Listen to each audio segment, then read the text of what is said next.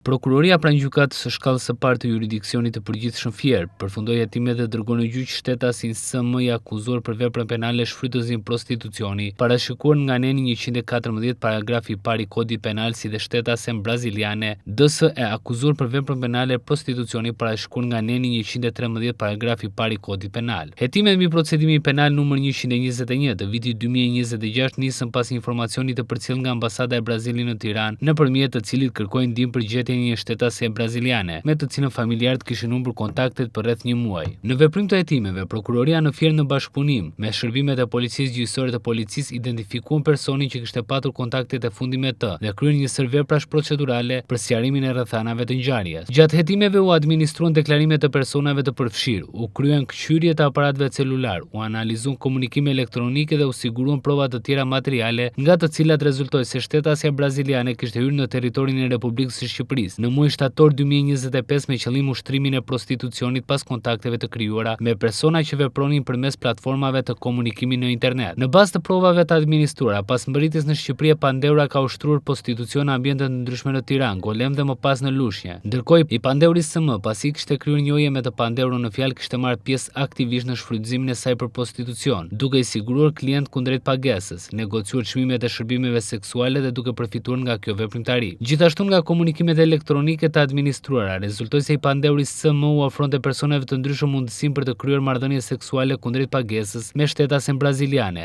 duke përcaktuar tarifa dhe duke organizuar takimet. Në vijim të hetimeve, shtetësia braziliane u gjen në një ambient banimi në fshatin Karbunar, bashkia Lushnjë, ku qëndronte në momentin e ndërhyrjes së policisë gjyqësore. Prokuroria Fier mbetet e angazhuar në hetimin dhe ndjekjen penale të veprave që cënojnë lirinë dhe dinjitetin e personit, duke bashkëpunuar me institucione ligjzbatuese vendase dhe partnerët e huaj për identifikimin dhe mbrojtjen e viktimave të mundshme të shfrytëzimit dhe trafikimit të qenieve njerëzore.